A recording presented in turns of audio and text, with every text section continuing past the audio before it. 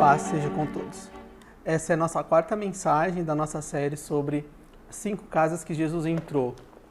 Quero lembrá-los mais uma vez que o Novo Testamento relata pelo menos 12 casas que Jesus entrou e dessas 12 nós estamos meditando em 5 delas. E hoje nós vamos falar de uma casa bastante interessante também, porque aconteceu algo ali muito especial. Então eu convido você a abrir a sua Bíblia no Evangelho de Lucas, no capítulo 24, e nós vamos ler a partir do versículo 13. Naquele mesmo dia, 2 deles estavam de caminho para uma aldeia chamada Emaús, distante de Jerusalém 60 estádios, e iam conversando a respeito de todas as coisas sucedidas.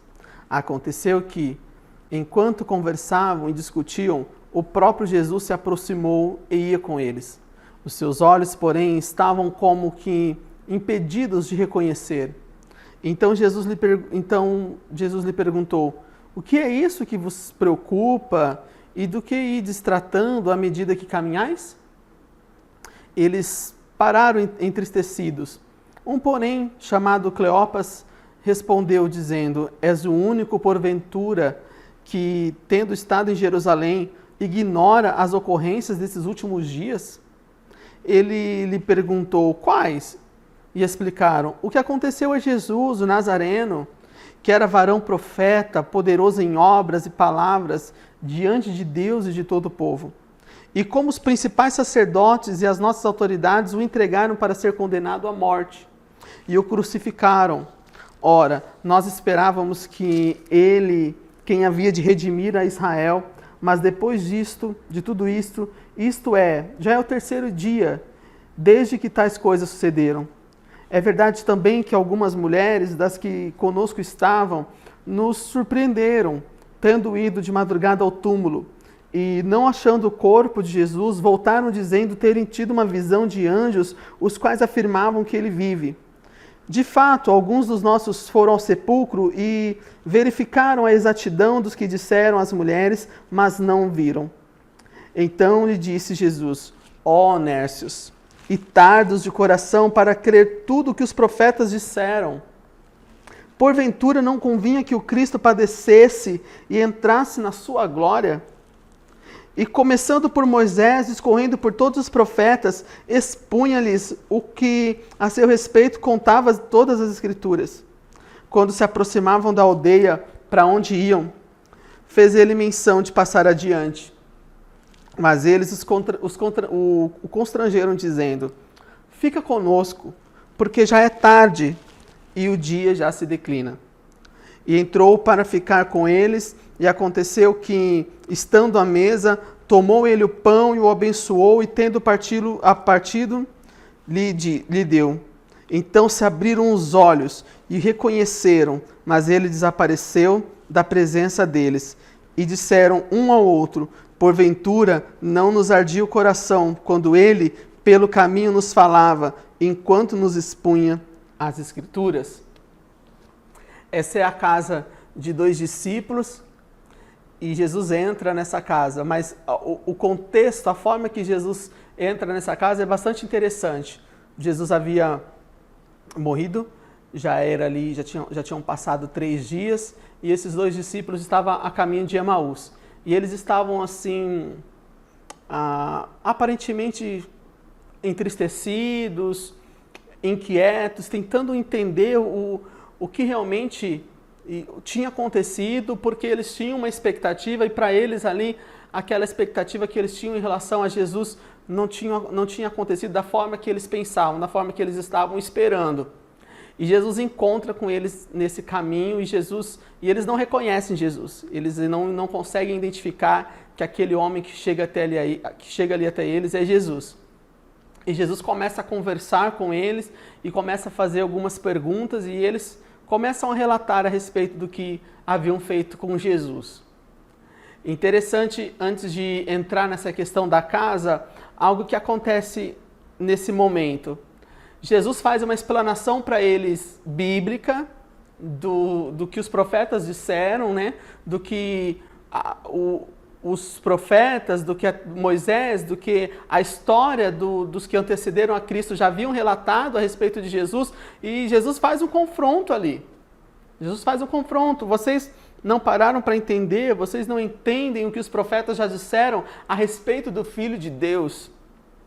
Então eu queria abrir um parênteses aqui para que nós pudéssemos fazer uma reflexão antes de entrar necessariamente na questão da casa ali desses discípulos. Veja que Jesus faz um confronto. Vocês entenderam o relato dos profetas? Vocês entenderam o que eles disseram a respeito do Filho de Deus, o que precisava acontecer com o Filho de Deus? E nós precisamos fazer essa pergunta: será que nós temos dado a devida atenção às Sagradas Escrituras? Será que realmente nós estamos nos atentando ao que a Bíblia diz a respeito de Cristo? Será que nós estamos nos voltando ao que os apóstolos e os profetas disseram? Veja bem, a Bíblia está contando uma história, e essa história ela não termina na ressurreição de Cristo. Ainda tem algo para acontecer e algo de importante para acontecer. Nós sabemos da importância que é a morte de Jesus e a ressurreição de Jesus, mas nós sabemos que não para aí, tem algo para acontecer, algo de extrema importância para acontecer, e nós precisamos nos voltar às Escrituras para entender o que os profetas e o que os apóstolos falaram a respeito de Jesus e o que Jesus ainda tem para fazer na história. Acho que é importante nós nos voltarmos à palavra do Senhor, às Escrituras, para compreender o que é que Deus está fazendo e o que é que Jesus vai fazer ainda ao longo da história da humanidade. A história não terminou na ressurreição de Jesus. A história continua e tem algo importante que Jesus ainda vai fazer e nós precisamos acreditar, crer e nos voltar às Escrituras. Pensando sobre isso e refletindo a respeito desse texto, aí nós vamos ver Jesus dizendo que continuaria ali o seu caminho, mas esses dois discípulos, eles falaram: nossa, mas já é tarde, por que você não entra na nossa casa? Eles fizeram um convite para Jesus, sem saber que aquele homem era Jesus, para entrar na casa deles e para pousar na casa deles, uma vez que já estava tarde. E ali vai acontecer algo extraordinário, ali vai acontecer algo muito incrível, porque Jesus, que é o convidado desses homens, Jesus senta à mesa com eles, Jesus pega o pão, abençoa o pão e parte o pão na presença deles. E isso é simplesmente fantástico, porque Jesus ele era o convidado e de repente ele não é mais o convidado ali, ele está na condição de anfitrião, porque quem deveria abençoar o pão, dividir o pão e oferecer o pão era o anfitrião. Mas Jesus ele era o convidado. Mas era ele que estava oferecendo o pão e era ele que estava abençoando o pão e era ele que estava dividindo o pão com aqueles dois homens.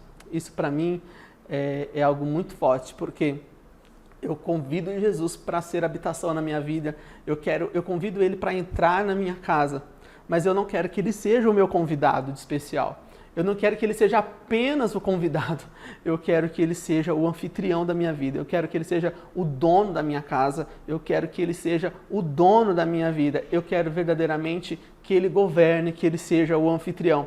Uma vez que essa casa que eu estou oferecendo para ele entrar já é dele.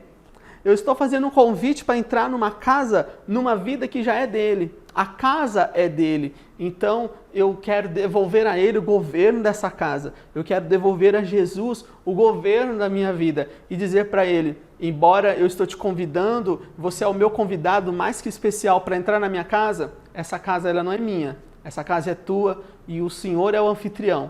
O Senhor governa sobre essa casa, o Senhor governa sobre a minha vida. Olha que interessante esse texto. O convidado especial passou a ser o anfitrião. E é isso que eu quero que Jesus faça na minha vida. E é isso que eu gostaria que você desejasse que ele fizesse na sua. Que ele fosse o anfitrião. Que você devolvesse o governo a Cristo. Que você devolvesse o governo da sua casa, da sua vida a Jesus. Que ele seja o teu Senhor e o teu Salvador. É muito lindo esse texto, porque na medida que Jesus reparte o pão, eles têm os olhos abertos e eles reconhecem Jesus, porque até então eles não tinham identificado Jesus. Mas no repartir do pão, eles reconheceram Jesus. Olha que coisa mais extraordinária. Eu acredito que naquele momento, na hora que Jesus vai repartir o pão, eles olham para as mãos de Jesus e eles veem Jesus ali, as marcas daquele que morreu por nós, daquele que morreu para nos salvar, para redimir céus e terras. Era o próprio pão que desceu do céu, o próprio pão que Deus entregou, repartindo o pão, fazendo algo que havia acontecido com ele há 3 dias atrás. Ele era o pão que havia sido repartido por mim, ele era o pão que havia sido repartido por você, pelas nossas vidas. E o próprio pão repartido estava repartindo pão naquela mesa. E naquele momento, os olhos daqueles 2 discípulos se abrem e reconhecem Jesus. Eles reconhecem Jesus no partir do pão, no dividir e no compartilhar. E para encerrar, no Evangelho de João, capítulo 6, versículo 32, diz assim: replicou-lhe Jesus, em verdade vos digo, não foi Moisés quem vos deu o pão do céu, o verdadeiro pão do céu é meu Pai quem vos dá, porque o pão de Deus é o que desce do céu e dá vida ao mundo. Então lhe disseram, Senhor, dá-nos sempre desse pão. Declarou, pois, Jesus, eu sou o pão da vida, e quem vem a mim jamais terá fome, e o que crê em mim jamais terá sede. Era o próprio pão que havia sido partido, repartindo o pão na presença daqueles homens. Por isso que os olhos deles são abertos e eles têm a revelação de quem é Jesus. Jesus é revelado, Jesus é conhecido no partir do pão. Que Deus possa te abençoar grandemente. Continue nos acompanhando, continue acompanhando essa série de mensagens e as outras que virão em nosso canal. Deus abençoe.